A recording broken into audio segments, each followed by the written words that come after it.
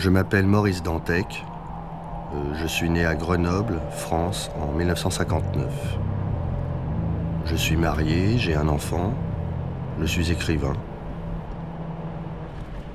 Je suis arrivé à Montréal le 6 décembre 1998, date anniversaire du massacre de l'école polytechnique. Bienvenue en Amérique.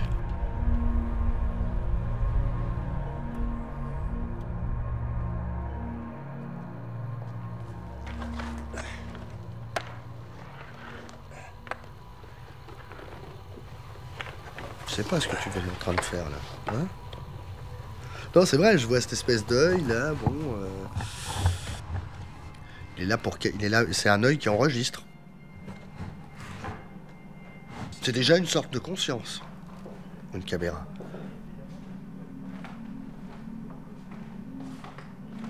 Les gens, quand ils verront ce film, la plupart des gens diront: ah bah oui, c'est les délires d'un écrivain de science-fiction.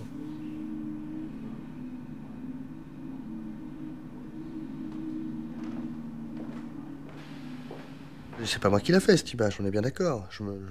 Enfin, sauf à ta demande, je ne me filme pas tous les jours. On est bien d'accord. Donc, moi, mon travail, c'est de faire des livres. Oui. Ok. Messieurs. Alors, comment ça va aujourd'hui, Maurice? Bienvenue, très bien. C'est que c'est un jour de merde. C'est une vraie journée de merde. Welcome. Merci. Salut. Salut, Alex.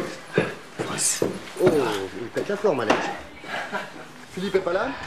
Ce qu'on est en train de faire est artificiel. Il faut que les gens le sachent. Il faut pas que, si tu veux, l'idée de la vérité comme ça, prise sur le vif, avec une caméra et un micro et une tierce personne qui pose des questions et quelqu'un assis dans son fauteuil qui répond, à mon avis, c'est une vaste blague. Par contre, on peut créer une machine artificielle. C'est ce qu'on est en train de faire. J'espère qu'elle sera bien, mais moi, donc, je suis, si tu veux, on va dire, oui, je suis un écrivain de la machine artificielle, je suis un écrivain de l'homme-machine, oui, je sais tout ça, bien sûr. Je suis né avec ça. Est-ce que je peux écouter de la musique quand je travaille ou pas? Excellente question, Maurice. Ouais, Éteint? noir total pour moi. Ouais. Ça dépend, c'est à toi de me dire ça aussi, parce que, très franchement, moi, à partir du moment où il n'y a pas, tu vois, où il y a pas de public, où c'est juste un jeu entre moi et la machine, là... Parle à la machine. Donc je peux parler à la machine. C'est ça. Voilà.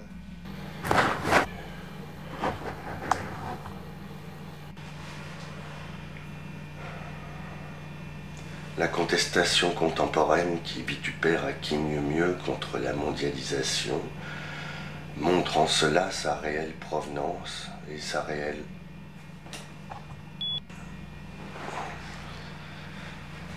La contence...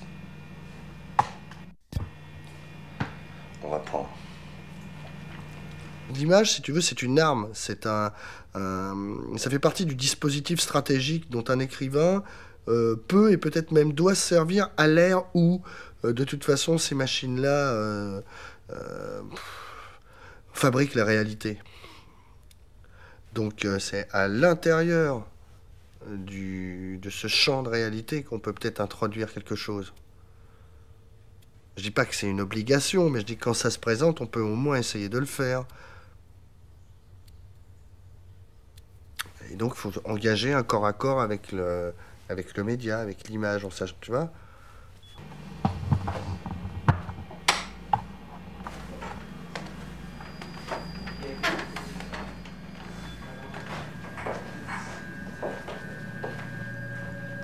Non, faut que je m'établisse dans la... C'est bon, là. L'œil du tigre. Ouais, c'est bon. Maurice, réalisateur. Ok, ben, on se la ferme, les gars. Bon, alors, Maurice, qu'est-ce que tu penses de l'image?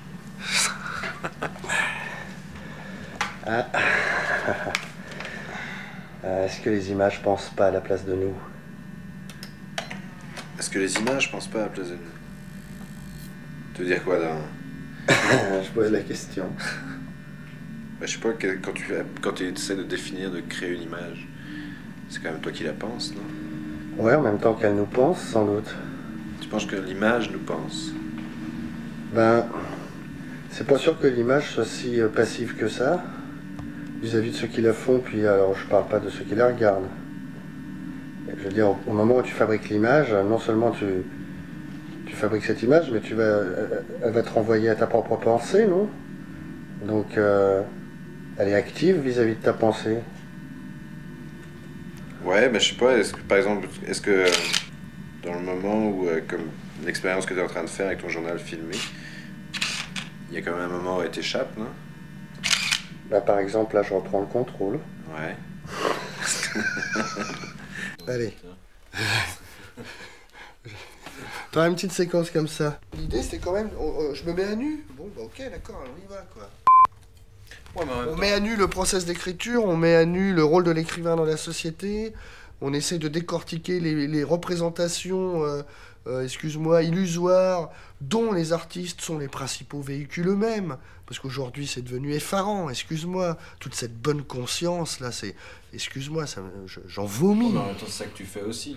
C'est-à-dire que là, en ce moment, étant donné que t'es Oui, mais conscient bordel, que- oui, non, mais d'accord, mais on n'est pas là pour raconter on n'est pas là pour raconter des salades à ceux qui nous regardent. On n'est pas là pour leur dire, oui, voilà... Tu te la joues aussi, c'est que tu joues. Non, je me la joue pas. Je pense pas. Je pense pas que je me la joue, si tu veux. Je sais très bien que c'est un. J'essaye d'introduire un rapport de force avec la caméra, avec les gens qui me regardent. Absolument, ouais. L'image. C'est pas. Moi, je m'en fous de l'image. Encore une fois, qu'ils aient l'image qu'ils veulent, les gens. Les institutions, les gens, etc.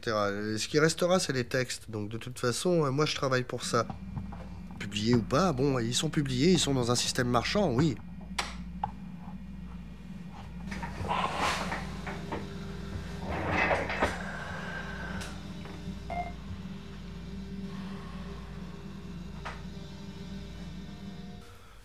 Si tu t'intéresses pas à ma personne, mais à ma fonction d'écrivain, à ce que j'essaye d'être, plus exactement, tout qu'à ce que je suis, là, je veux bien.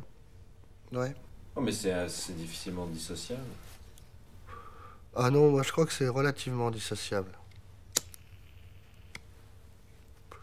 Je crois qu'il y a assez peu de rapport entre le... Si tu veux, déjà le livre, il est plus grand que l'auteur. Et d'une certaine manière, l'auteur, il est plus grand que la personne.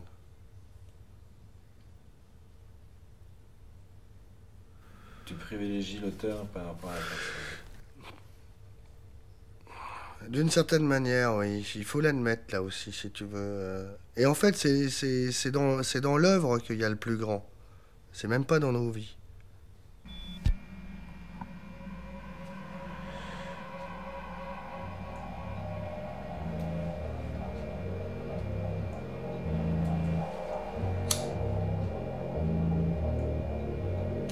J'ai du mal à concevoir l'écrivain qui se lève à 9h, qui travaille jusqu'à 5h, qui prend son thé, puis qui lit son journal, et puis qui met ses pantoufles, qui dîne, et puis qui va se coucher après avoir regardé une émission de télévision.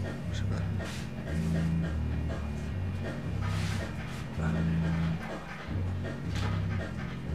Il me semble que c'est la nuit qu'on peut mieux comprendre les hommes pendant qu'ils dorment.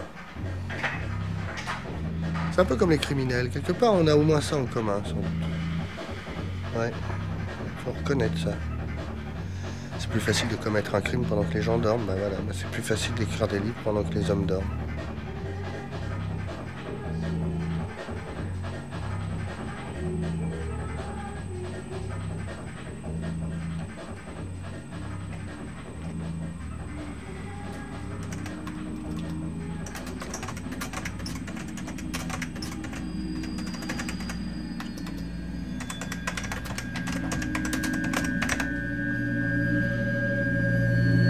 À la limite, c'est notre seule utilité, quelque part, d'être là pendant que les autres dorment. Si tu veux, de veiller pendant que l'humanité s'endort. Alors, c'est pas uniquement, c'est évidemment à prendre dans tous les sens du terme, on est bien d'accord.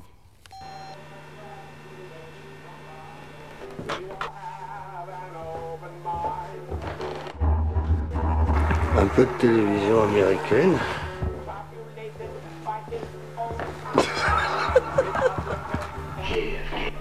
Para descalificar. si mal donné.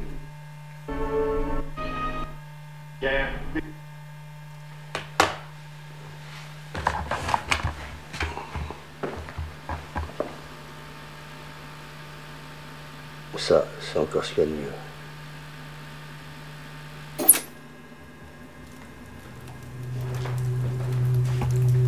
Il faut arrêter, dans le monde occidental, de penser que la littérature, bah oui, après tout, bah oui, c'est un petit commerce comme un autre. Hein. Allez, on pond son petit roman par an, on tient une rubrique dans les journaux ou deux,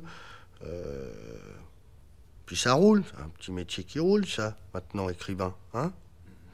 Voilà. Bon, bah, excuse-moi, non, quoi, tu vois.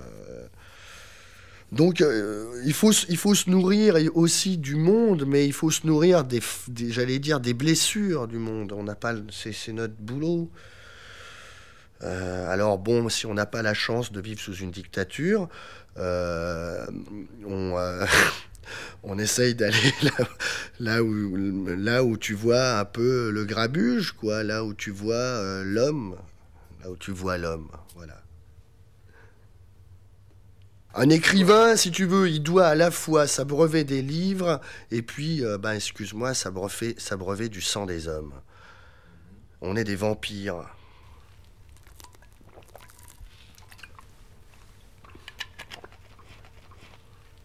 On doit être à la fois des écrivains et en même temps être constamment des critiques de notre propre travail. Mais pour être des critiques de notre propre travail, on doit aussi se confronter à la philosophie. C'est-à-dire à des gens qui essayent de travailler sur qu'est-ce que c'est que la pensée, par exemple, qu'est-ce que c'est que le langage, qu'est-ce que c'est que le monde, qu'est-ce que ça veut dire, enfin, un petit peu, tu vois. Il ne s'agit pas d'aller voir des philosophes qui disent « oui, je vais tout expliquer, tu vas voir », non, mais des mecs qui posent au moins les bonnes questions, et qui essayent de soulever quelques lièvres, enfin, tu vois, voilà. Sinon, voilà. Moi, je pense que c'est essentiel dans la formation d'un individu, ça, même à la limite, bon, tu vois, vu que c'est vrai que je suis pas un démocrate très appuyé, si tu veux, je pense que les démocraties auraient tout à gagner si au moins elles formaient des citoyens un peu comme ça. Mais bon, j'ai l'impression que les démocraties, excuse-moi, hein, elles en ont rien à foutre. Alors ça, bon, c'est un autre problème, malheureusement, qui est un peu indépendant, quoique conjoint, mais un peu indépendant des problèmes purement économiques. Si tu veux, c'est terrible, quoi, mais c'est le problème du confort. Les démocraties permettent un certain confort matériel. Le problème, c'est que l'homme, sa pente naturelle, le fait aller, excuse-moi, plutôt vers le porc que vers l'aigle. Ce qui fait que, bon, très vite, dans le confort, il se met à se vautrer, quoi. Voilà, c'est aussi simple que ça. Pas aussi simple, aussi terrible.